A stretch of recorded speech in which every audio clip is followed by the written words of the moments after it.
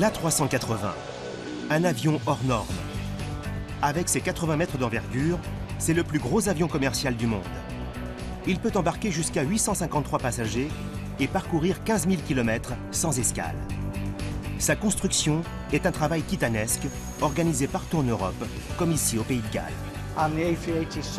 L'A380 représente pour le site de Broughton le plus grand challenge de ces 20 dernières années. Pari ambitieux pour Airbus, qui veut devancer son concurrent historique Boeing et son 747. Autre challenge, le transport de ces pièces gigantesques. Le beluga fait le lien entre les pays. Si nous avons le moindre retard à Retafe, cela a un impact direct sur les autres usines. Transportés ensuite par barge, par bateau, enfin sur des camions, les différentes parties doivent s'assembler comme les pièces d'un puzzle géant. Nous sommes ébahis. Un papillon de nuit. Un papillon, symbole du gigantisme de l'aéronautique européen.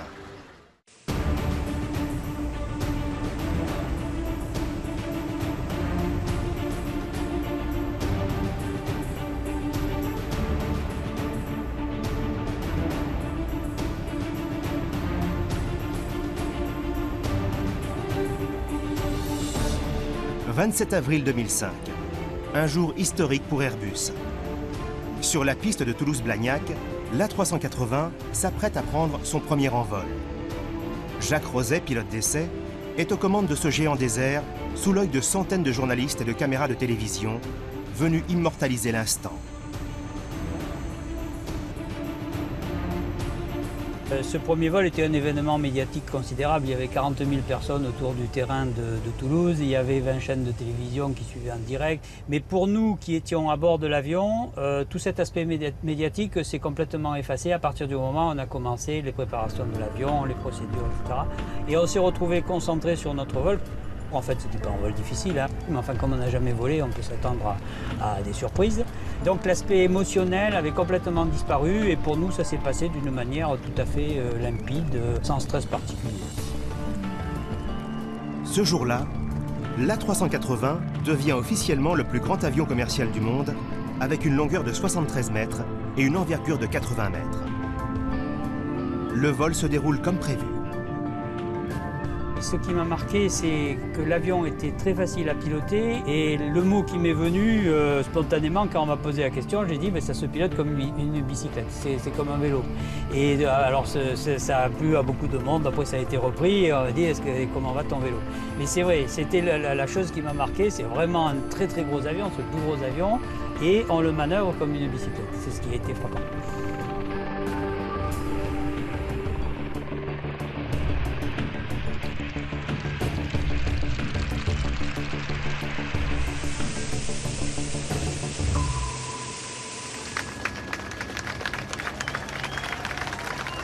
Sous les applaudissements, les pilotes ressortent avec le sourire, satisfaits. Le pari est réussi.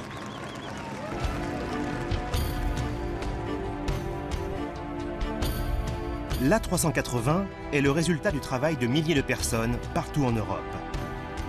Sa construction a lieu au Pays de Galles, en Allemagne, en Espagne et en France. Chacun de ces pays a sa spécialité, son rôle à jouer dans l'aventure. Et c'est par barge, par bateau, par avion cargo et par camion que les différents éléments sont transportés jusqu'à Toulouse pour l'assemblage final.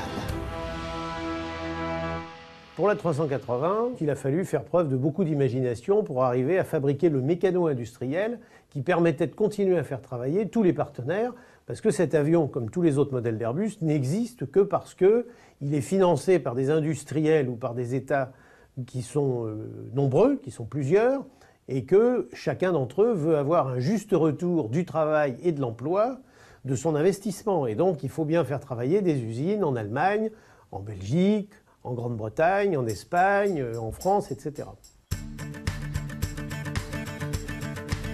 La construction de l'A380 commence à Broughton, au nord du Pays de Galles.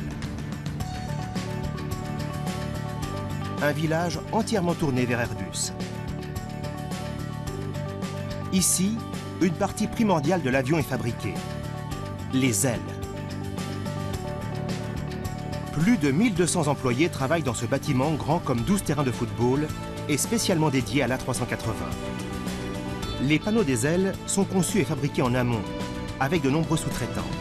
Mais c'est ici qu'ils sont intégrés et assemblés pour former l'ossature de la voilure. Nous sommes le centre de production des ailes des Airbus et notamment de l'A380.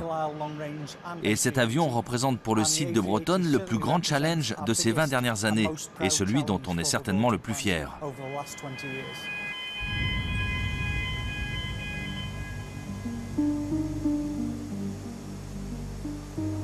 Dans l'A380, tout est démesuré. Il a donc fallu adapter les structures de production traditionnelles qu'on utilisait par le passé. Nous sommes une chaîne de sous-traitance globale et nous avons plusieurs sites de production en Angleterre. Comme les composants sont plus grands que pour les avions précédents, il a fallu trouver des techniques innovantes pour les déplacements des pièces et toute la logistique de l'A380. Pour construire l'ossature centrale de l'aile, de grandes machines placent tout d'abord des rivets sur ces panneaux. Un rivet toutes les 10 secondes. Il en faut 750 000 pour les deux ailes. Et la main de l'homme intervient quand la tâche est trop complexe pour la machine. Un travail manuel et physique. Historiquement, l'usine de Broughton est un environnement masculin. Mais d'année en année, on voit de plus en plus de femmes apprenties ou de femmes diplômées qui accèdent à des postes de production, de design, d'ingénierie ou de logistique. C'est le cas de Louise. Elle est l'une des rares femmes dans l'usine. Avec ses collègues masculins, elle procède aux équipements de l'aile. Ce tube, c'est pour le système hydraulique qui dirige les volets pour que l'avion puisse changer de direction. Un travail surprenant pour cette jeune fille au physique frêle. Je pense que c'est difficile pour une femme, mais c'est assez bien de travailler dans l'hydraulique. Il y a des choses difficiles et parfois je demande de l'aide, mais en général ça va. Je suis très fière de travailler sur l'A380, surtout parce que personne n'imaginait que je puisse faire ce travail. Quand les gens me demandaient ce que je voulais faire, ils s'attendaient à coiffeuse. Là, ils sont impressionnés. Chaque aile est équipée de 37 km de câbles, comprenant les systèmes hydrauliques, pneumatiques et les systèmes de carburant. Un travail qui prend 4 mois au total. Les Anglais avaient des usines qui fabriquaient des tas d'avions connus. Quand il s'est agi de partager le travail entre les Allemands, les Français, les deux partenaires principaux, et les Anglais, on a cherché qu'est-ce qu'on pouvait donner à faire aux Anglais. Et donc il a été décidé, eu égard à leurs grandes compétences pour fabriquer les ailes, et pour fabriquer des avions, mais des ailes d'avion, de leur confier ce travail. Toutes les ailes d'Airbus sont faites au Pays de Galles.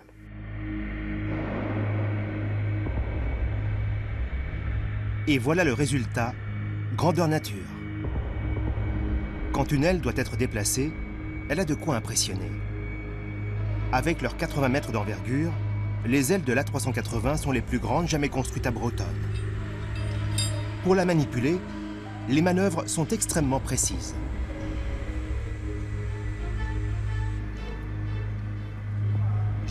Là, ils ont soulevé l'aile.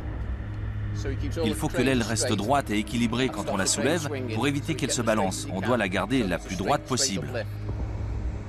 Steve et son équipe ont un drôle de surnom. On les appelle l'équipe du Heavy Gang. Heavy comme lourd. Et pour cause.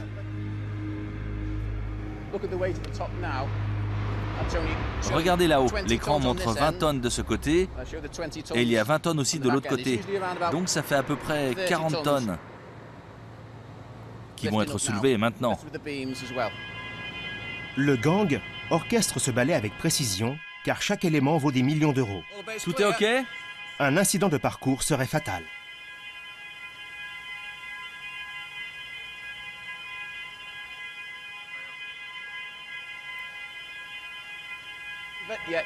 On doit être très attentif. En fait, on fait de très petits mouvements. Et on doit vérifier qu'il n'y a pas d'obstacle autour de la zone, car l'aile est très très grande. C'est pour ça qu'on a 4 ouvriers pour vérifier que rien n'est dans le passage, surtout quand on fait baisser l'aile.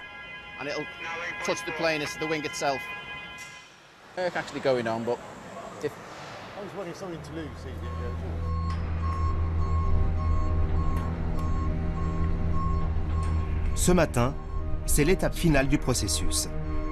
L'aile terminée doit rejoindre la France pour être assemblée au reste de l'appareil.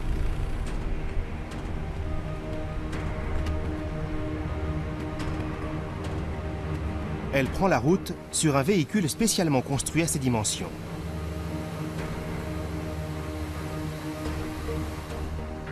Les voies sont fermées. La zone est totalement quadrillée pendant le passage de ce convoi exceptionnel.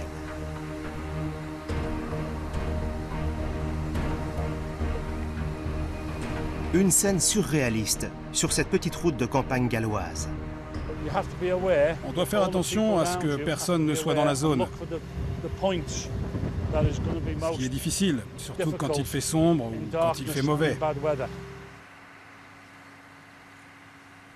Mais après quelques kilomètres seulement, le convoi est déjà arrivé à la première étape de son parcours. Car c'est sur les eaux, par la rivière, que l'aile va maintenant voyager. On la prépare pour qu'elle soit chargée sur une barge.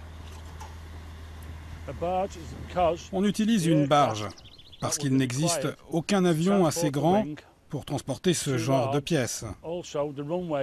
Et les pistes ne seraient de toute façon pas assez solides pour un tel avion. L'aile de l'A380 est la seule aile d'Airbus transportée par une barge. Pour l'A320 et les autres, on a un avion cargo qui les prend sans problème. Mais l'aile de l'A380 est trop grande. Une fois placée sur la barge, l'aile descend la rivière Dee sur 35 km pour atteindre le port le plus proche, Moshton.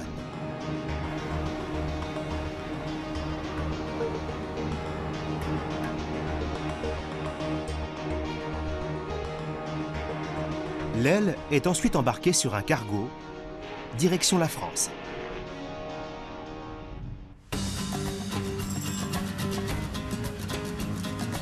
La construction de l'A380 nous emmène maintenant en Espagne. À quelques kilomètres de Madrid, nous voici à Retafe, où est situé le site d'Airbus.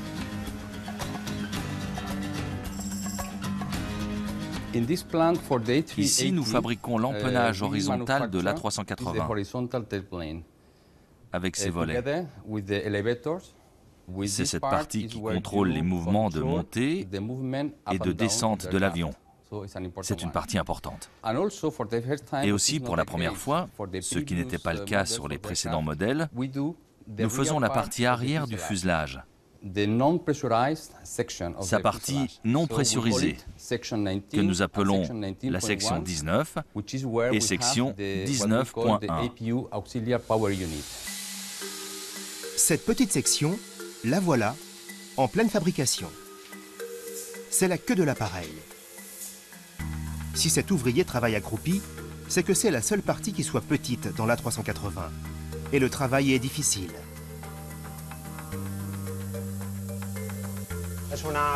C'est une partie de l'avion qui est assez compliquée et il y a beaucoup de travail. C'est un espace très petit. Il y a beaucoup de pièces qui sont assez difficiles à assembler. C'est vraiment un travail artisanal. Alors, comme on voulait faire un avion européen et comme on avait besoin d'attirer le plus de capitaux et de compétences possibles, les deux partenaires de départ, les Français et les Allemands, ont fait venir les Espagnols qui sont venus, eux, à titre de partenaires, mais en fonction de leurs moyens. Donc les Espagnols sont arrivés dans le projet, dans le consortium, à titre de 3-4%, et on leur a donné pour 3-4% de travail. Néanmoins, ces 3-4% ont pris une telle importance, vu la dimension d'Airbus aujourd'hui, que les Espagnols fabriquent des parties non négligeables de tous les modèles d'Airbus, et en particulier de 380.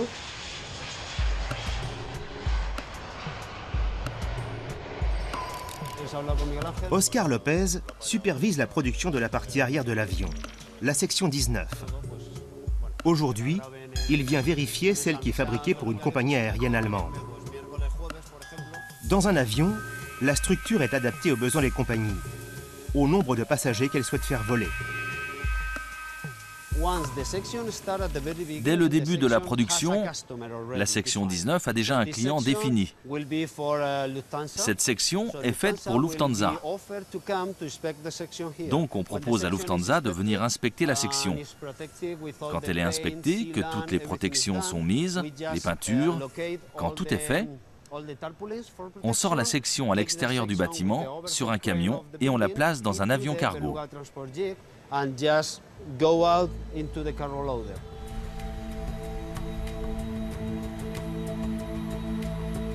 Cet avion cargo, c'est le beluga.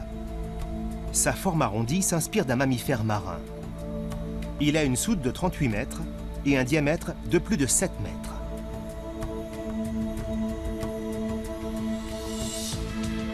Airbus l'a construit pour transporter certaines parties par les airs entre les différents sites de production en Europe.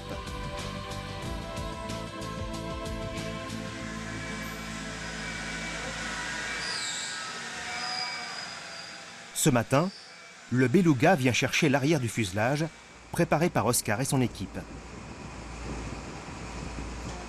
Rafael Cardenas encadre ce déplacement délicat.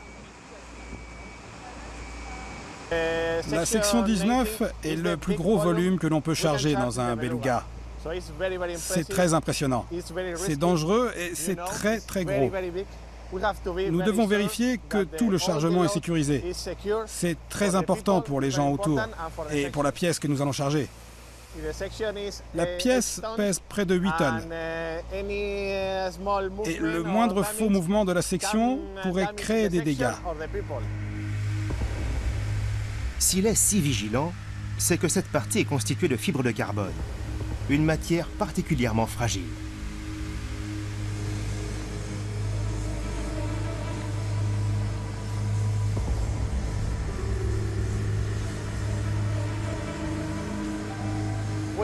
Nous sommes maintenant dans le beluga, sur le pont principal de cet avion cargo. Nous sommes dans la phase d'approche finale. On va transférer le chargement du camion dans le beluga. Une manœuvre délicate sous haute surveillance.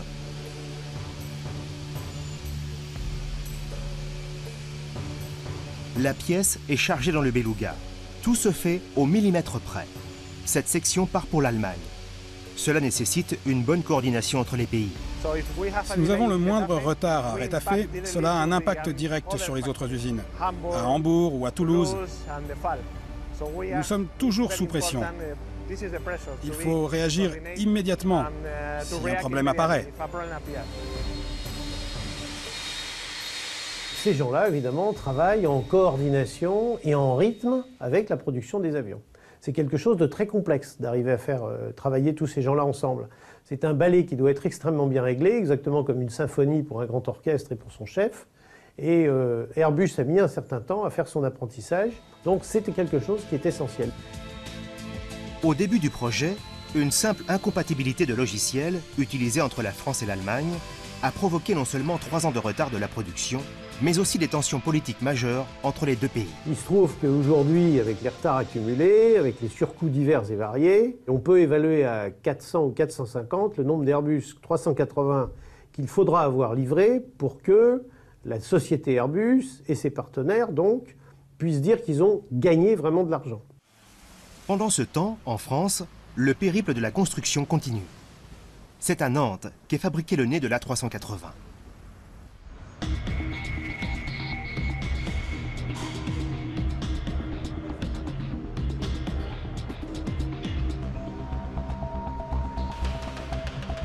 Damien Vinet vient inspecter les nez tout juste fabriqués.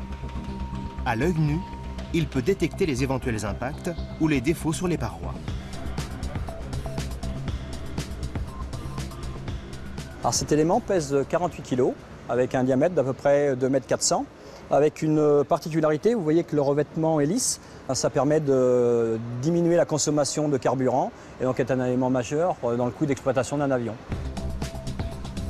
Aussi appelé radome, le nez joue un rôle majeur dans la sécurité de l'appareil.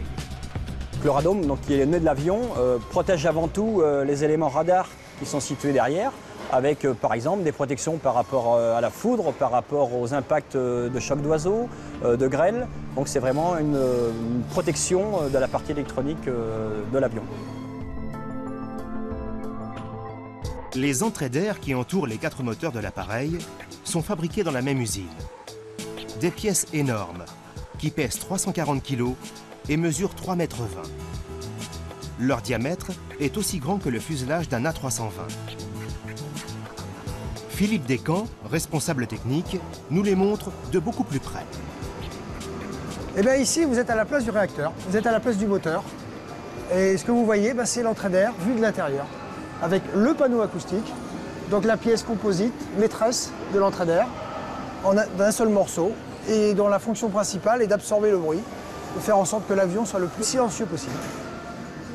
Ici, on voit la bride, c'est sur cet élément-là que l'entrée d'air va venir s'accrocher sur le moteur. Voilà les trous qui vont permettre ici d'accrocher l'entrée d'air sur le moteur. Pour tester leur isolation acoustique, rien de mieux que de se laisser enfermer. Bon, là on est resté, on a traîné un peu trop, ils sont en train de fermer l'usine. Je ne sais pas comment on va faire, surtout qu'avec un panneau acoustique, on ne va pas nous entendre. L'A380 est l'avion le plus silencieux du monde. Oh! Il ferait 2 fois moins de bruit au décollage qu'un Boeing 747. Merci. Les pièces fabriquées à Nantes vont ensuite entamer un long voyage. Elles vont descendre la Loire jusqu'à Saint-Nazaire. Au total, l'A380 parcourt 2000 km sur les eaux tout au long de sa construction. Lorsqu'il a été décidé de faire l'A380, un appareil qui mesure 80 mètres de large, 80 mètres de long, avec des morceaux de fuselage absolument gigantesques, il n'y avait pas de modèle d'avion de cette taille-là ou plus grand qui puisse servir pour fabriquer un avion de transport. Et donc on a utilisé la mer avec des bateaux pour venir d'Allemagne, d'Angleterre, de Saint-Nazaire, etc. Et à partir de Langon et à partir de l'estuaire de la Gironde, on a utilisé la route sur à peu près 150 km en l'aménageant pour que la nuit, elle puisse servir de lieu de passage de convois qui sont absolument étonnants. Ce soir, c'est justement le 100e convoi. Et la vitesse, on est toujours entre 25 et 30 km/h. On a une dérogation spéciale de la gendarmerie pour ne pas être caché. Des maires, des préfets, tous viennent découvrir le convoi avant son départ pour Toulouse. Depuis 6 ans, Alain conduit ce convoi 2 fois par mois. Il transporte le cockpit de l'A380. La difficulté, il y a la hauteur, la largeur, parce que ça fait presque 7 mètres et quelques de large. Il y a la hauteur et un petit peu le poids. C'est pas trop lourd celui-là quand même, ça va.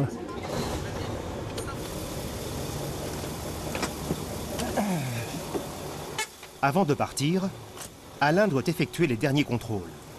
Il faut vérifier tout ce qui est hydraulique, tout ce qui est vanne à l'arrière, qu'on n'ait rien oublié bien sûr, et puis contrôler l'éclairage aussi, surtout, parce qu'il y a des gyrophares, il y a des éclairages, il y a des projecteurs de partout, donc voilà, il faut contrôler tout ça. Et une fois sur la route, Alain devra rouler très lentement. On roule à 10 km/h au départ, sur quelques kilomètres, justement pour faire des contrôles avec la voiture qui est à l'arrière. Donc à ce niveau-là, on contrôle vraiment si les roues tournent bien, si la remorque tire bien droite, en ligne droite. Il ne faut pas que la remorque marque en crabe, quoi, voilà. Ça, il faut le contrôler. Donc on va doucement au départ et après on augmente un petit peu plus la vitesse.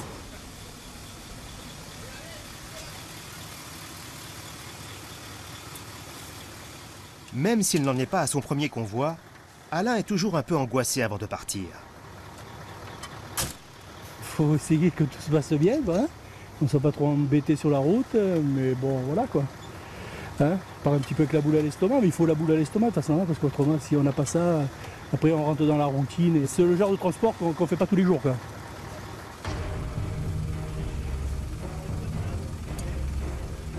Il est 22 h, le convoi démarre. En tête, les gendarmes ouvrent la voie. Ils fermeront les routes au fur et à mesure de la progression des camions.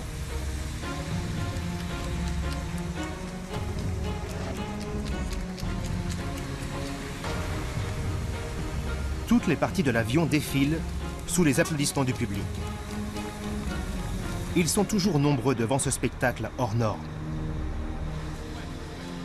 Un convoi complet atteint 2000 mètres de long et implique une soixantaine de personnes.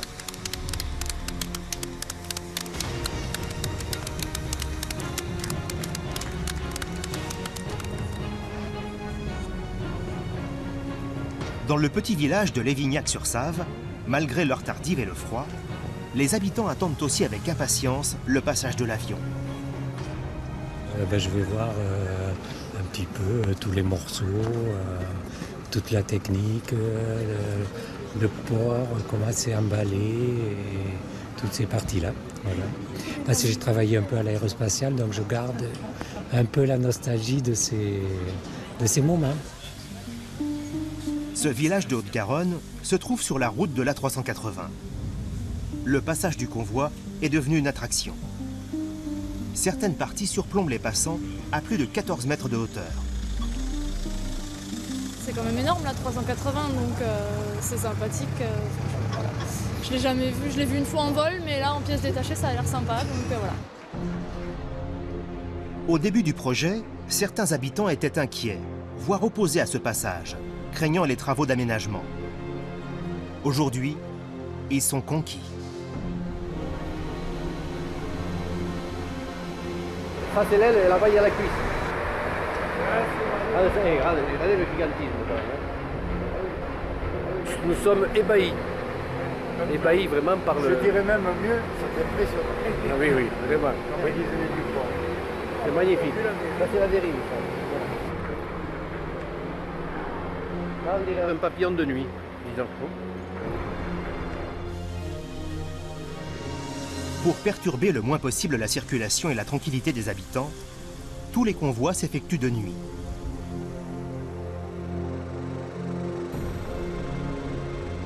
Après 240 km de route en pleine campagne, le convoi arrive tard dans la nuit dans les usines d'Airbus, à Toulouse.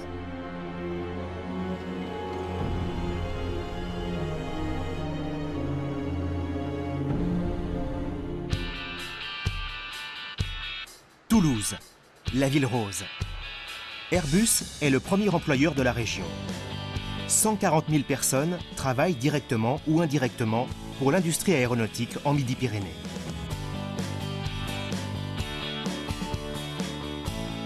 Sur un site dédié à l'A380 qui s'étend sur plus de 50 hectares, les pièces fabriquées en Europe sont assemblées pour former le plus grand avion commercial du monde. Après la réception des parties du convoi routier, Jean-Louis Manzon doit vérifier que rien n'a été abîmé pendant le transport. Quand le convoi arrive, donc la première des choses, on va chercher au moyen d'un véhicule autoporteur un à un les tronçons qui sont sur l'aire de déchargement, situés à l'extérieur du bâtiment. Et on les amène sur le poste de préparation, sur des positions bien déterminées en fonction des différentes sections. Les premières opérations effectuées sur ce poste-là, c'est le débâchage et toutes les protections pendant tout le transport qui est maritime, fluvial ou routier. C'est la toute première étape. Deux équipes se relaient 24 heures sur 24, pendant 3 jours, pour préparer l'avion avant l'assemblage final. Les éléments sont alors placés dans un atelier haut comme un immeuble de 5 étages.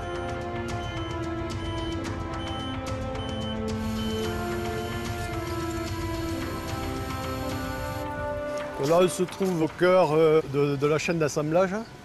Donc le poste, c'est un poste unique dans lequel on intègre les 7 Lego qui sont arrivés hier soir par le convoi routier et on les rentre un à un sur ce poste-là pour les jonctionner. Les parties de l'avion sont positionnées les unes en face des autres. La jonction des 3 tronçons du fuselage est faite à l'aide d'un système de mesure au laser. Un travail au 4/10 de millimètre.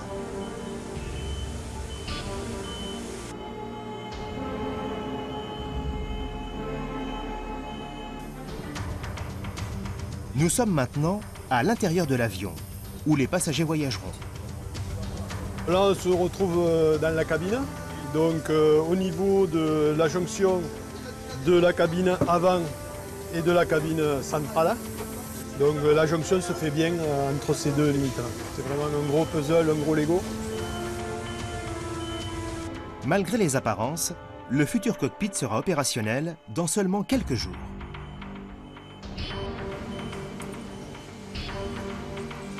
Donc là, c'est le poste de préparation des ailes, dans lequel les opérateurs ce jour vont monter les éléments mobiles sur toute la partie arrière et la partie avant des ailes. Et ensuite le préparer avant la mise en place sur le jonctionnement voilure du poste unique.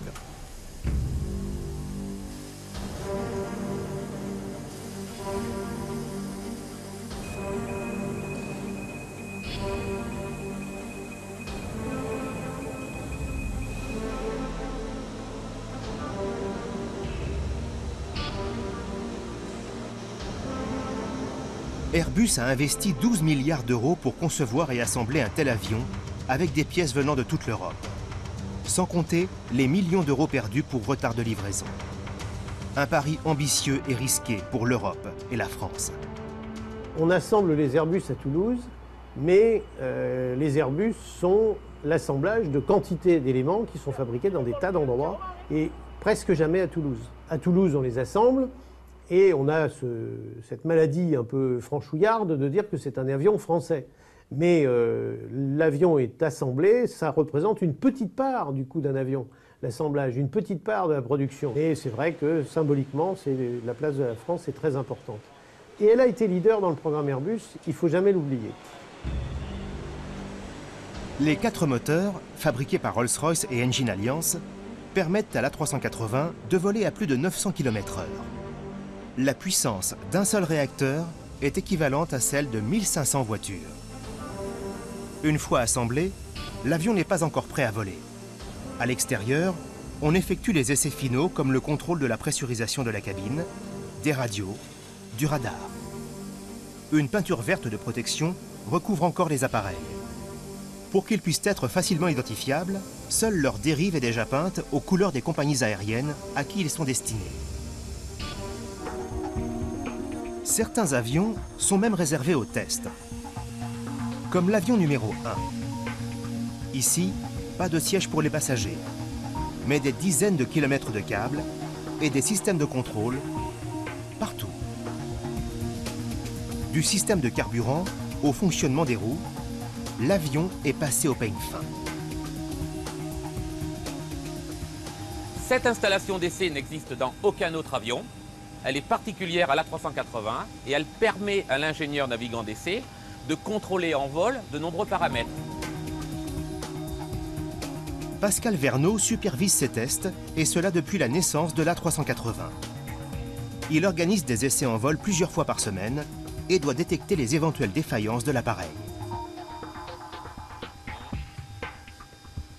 Moi, personnellement, je suis plus généraliste de l'avion, comme si je faisais une parallèle avec un médecin. Je suis médecin généraliste, je connais parfaitement tout l'avion dans son corps en entier. Et après, nous avons des ingénieurs navigants d'essai qui, eux, sont spécialistes, comme un médecin spécialiste, qui connaissent parfaitement chaque système de l'avion, séparément. Et moi, je suis là pour faire l'amalgame de l'ensemble. De nombreux tests et plus de 2600 heures de vol ont été effectués pour obtenir le certificat de navigabilité et devenir ainsi le plus gros avion commercial du monde. L'A380 a été testé dans des conditions extrêmes, comme au nord du Canada, par moins 30 degrés. Soumis pendant 48 heures au vent, au givre, au froid extrême, il doit pouvoir redémarrer et redécoller normalement.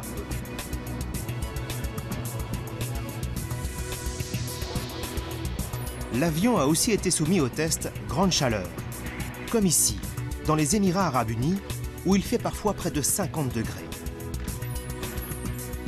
Pour le public, les tests les plus spectaculaires sont certainement les décollages à très très faible vitesse. Donc là, on va faire volontairement une erreur dans la vitesse de décollage de l'avion. Donc l'avion aura du mal à décoller. Et donc pour cela, nous allons avoir un petit sabot à l'arrière de l'avion qui va frotter sur la piste. Et on va tester la vitesse là, vraiment extrêmement faible pour décoller.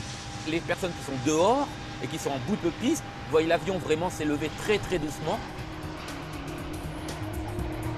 Ce vol étant classé à risque, il est effectué en Provence, à Istres, dans une zone très peu peuplée. Il y a toujours un danger, quel que soit le vol. C'est un vol d'essai, on a toujours un danger, mais on apprend à savoir réagir. On fait un briefing avant chaque vol, et comme ça, chacun sait ce qu'il va faire à quel moment. On enlève les capots moteurs, l'entrée d'air, peut-être l'arrière, et après, vous tombez le moteur. Et l'entrée d'air, c'est qui? Depuis le premier vol, Pascal et son équipe ont effectué des milliers d'heures de tests pour assurer la sécurité des appareils. Donc demain, les capots fans et l'entrée d'air? Et la reverse, c'est quoi? Non, c'est trop long, ça? C'est aussi avec cet avion que Jacques Roset a effectué le premier vol d'essai en 2005. Avec plusieurs milliers d'ingénieurs, il a également participé à la conception du cockpit. Alors, cet avion est-il vraiment révolutionnaire ? Qu'est-ce qu'il y a de nouveau dans cet avion par rapport aux autres avions de la famille? Essentiellement, le premier point, c'est l'interactivité.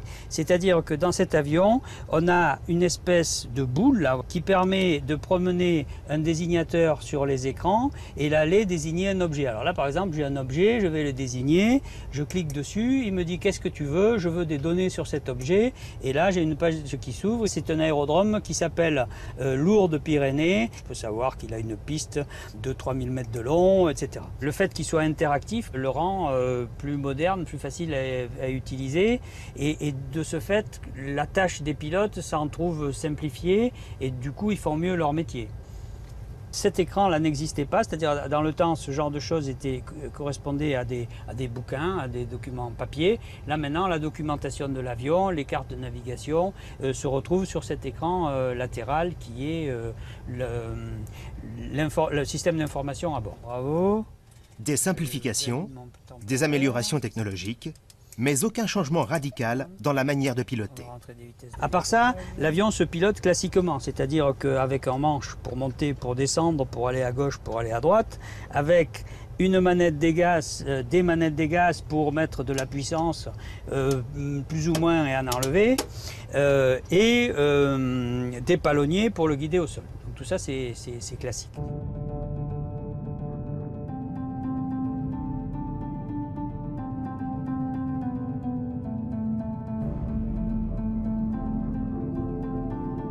La construction de l'A380 ne s'achève pas en France avec l'assemblage final, mais en Allemagne, à Hambourg. Les Allemands ayant le même poids économique que les Français dans Airbus, il a fallu partager les tâches.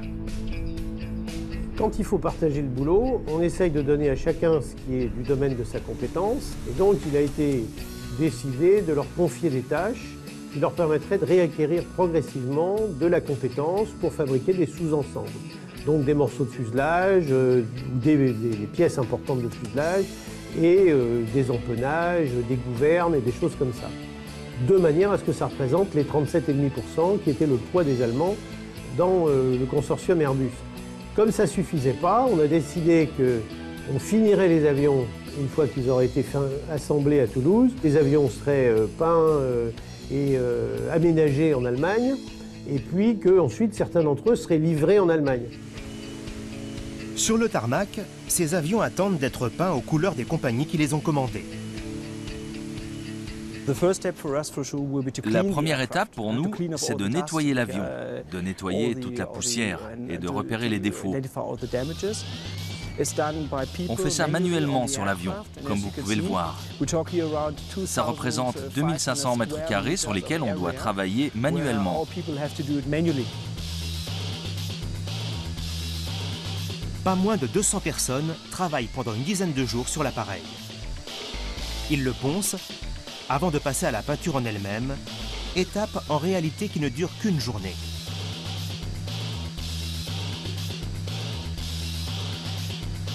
Le poids de la peinture doit être absolument le même sur chaque côté de l'avion.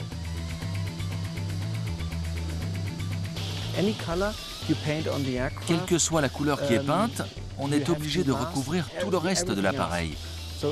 Même si c'est une toute petite partie que l'on doit peindre avec une couleur précise, on est obligé de recouvrir les 2500 mètres carrés. On veut éviter que la peinture déborde. On veut éviter qu'une couleur déborde sur une autre. On utilise en moyenne 3000 litres de peinture par avion. Pour nous, l'étape la plus importante, c'est quand on débâche l'avion. Quand tout est fini, quand le travail a été bien fait, on enlève toutes les protections et c'est comme si vous déballiez vos cadeaux de Noël.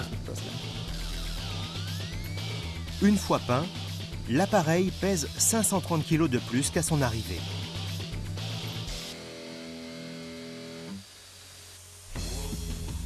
Au décollage, le poids maximal de l'A380 est de 560 tonnes.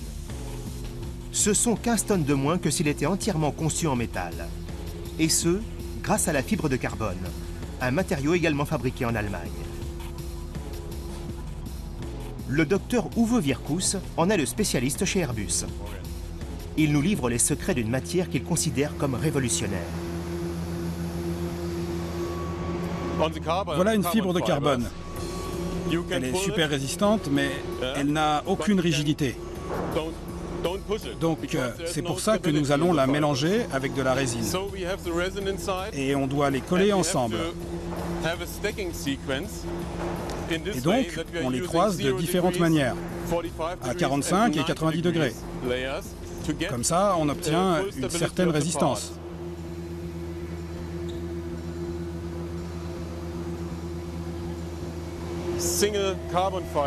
Les fibres de carbone sont plus fines qu'un cheveu. Vous voyez, c'est très difficile de les voir. Comparé à mes cheveux ou aux vôtres, c'est vraiment très fin. C'est 10 fois plus fin qu'un cheveu.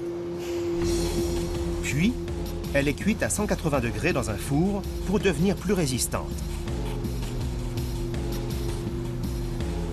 Considérée comme la matière du futur par Airbus, elle est présente par exemple dans la dérive de l'avion. La fibre de carbone est vraiment très légère et très stable.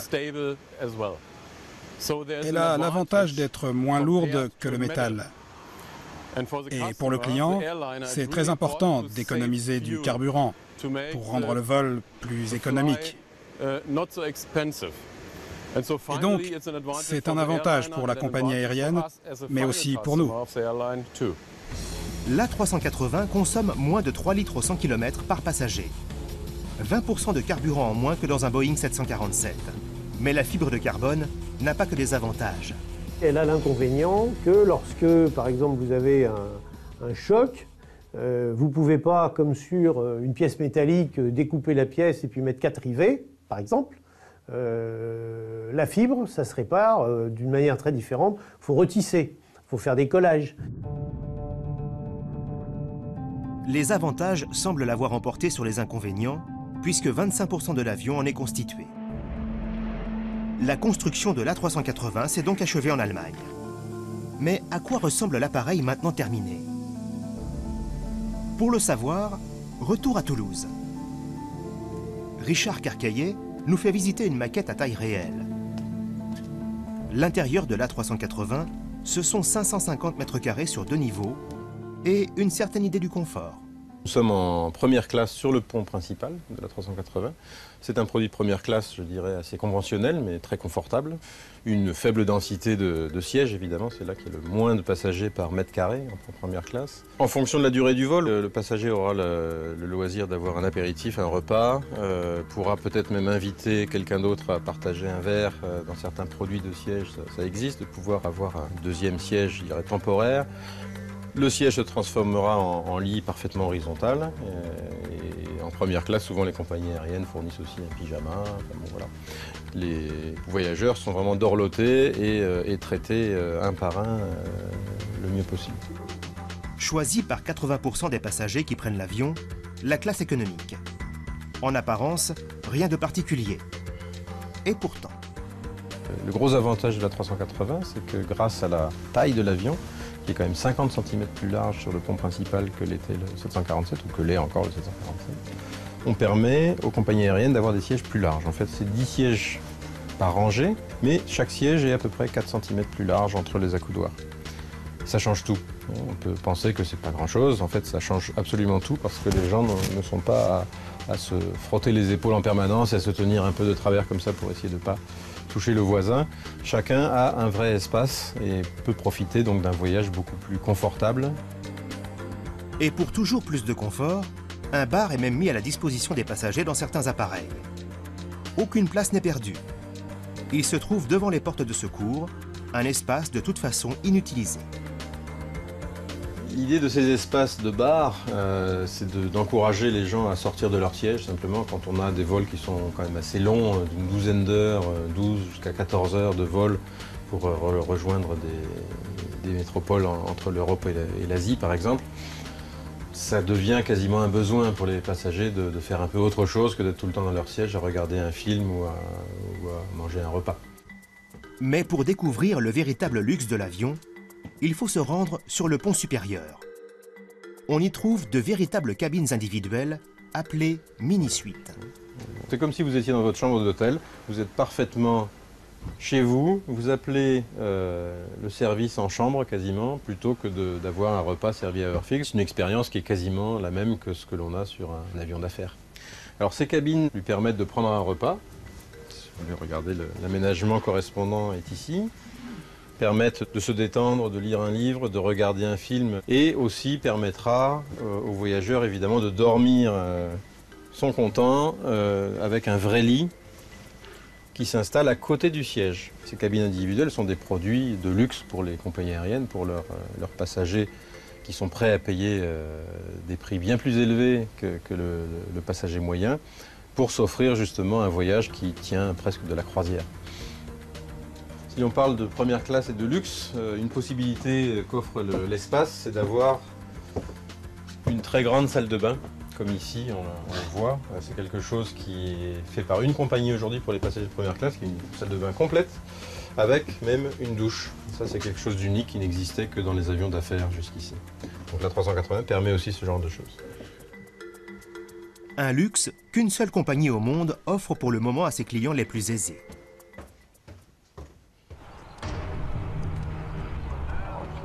Airbus 201, vous êtes autorisé décollage, la piste 14 droite, le vent au sol est calme. Je suis autorisé au décollage en piste 14 droite. Les moteurs sont stabilisés, donc je vais mettre toute la poussée.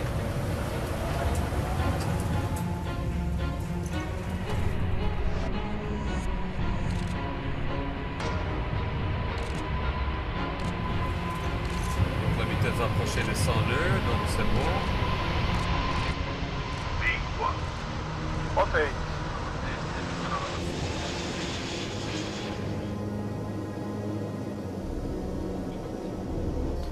On monte, je vais rentrer le train d'atterrissage. Voilà. L'avion est stabilisé sur sa trajectoire. Vous voyez bien que cet avion, il est stable, je peux le laisser tranquille, il vole tout seul, même sans le pilote automatique. Il garde sa trajectoire. C'est pas parce qu'il est grand et qu'il est gros et qu'il vole à des masses très élevées qu'il est différent par rapport aux autres avions. En réalité, nous ne sommes pas dans un avion, mais dans un simulateur de vol. C'est ici que les pilotes sont formés et s'entraînent dès qu'ils le peuvent. Les sensations, les commandes de pilotage, le décor, toutes les conditions de vol sont reproduites à l'identique, sous le regard du pilote instructeur. Airbus 201, expect ILS approach runway 14 right. Et un tiers de ces séances est réservé aux éventuels problèmes que le pilote pourrait rencontrer en vol, comme les feux de moteur. Une fois qu'on a un petit problème dans l'avion, automatiquement une lumière va s'allumer. Moi je ne sais pas lequel va brûler, mais j'aurai un son, j'aurai une lumière pour attirer mon attention et les actions que je devrais faire vont s'afficher ici devant moi. Je vais pousser sur le bouton. Automatiquement, deux autres lampes vont s'allumer, les extincteurs. Je pousse dessus, sur le 1 et le 2. Et j'ai un retour d'information pour dire que la décharge a été effectuée dans le moteur. Avec ces 4 moteurs, l'A380 possède-t-il des mesures de sécurité plus poussées que dans un autre appareil? Je pense que c'est pas plus ni moins sécurisé que les autres appareils. C'est pas Airbus qui fabrique les moteurs. Donc Airbus se fournit chez les fabricants de moteurs Et la sécurité est identique à tous les avions, chez tous les constructeurs. Statistiquement, il apparaît qu'un commandant de bord sur 7 aura un problème moteur au cours de sa carrière. Donc autant vous dire que c'est très rare. Il est temps maintenant d'atterrir virtuellement sur la piste de Toulouse-Blagnac. Donc ici, on a un avion qui fait quasiment 80 mètres de large, qu'on va mettre sur une piste qui fait 45 mètres de large. 70, 60, 50, 40, 20, retard. Voilà, on va poser l'avion gentiment. Il n'a toujours pas freiné, c'est le système automatique, il va se mettre à freiner tout seul, voilà. Maintenant, lui a décidé de freiner. C'est un avion qui a des vitesses très très basses à l'approche. Et grâce à ces vitesses très basses, il n'a pas besoin de beaucoup de pistes pour s'arrêter. L'A380 peut atterrir sur 1500 mètres seulement. Aucune piste d'aéroport n'a d'ailleurs été modifiée pour le recevoir. Malgré les difficultés rencontrées et le défi que représente une telle construction à l'échelle européenne, l'A380 semble inaugurer une nouvelle ère dans l'aéronautique, celle du gigantisme.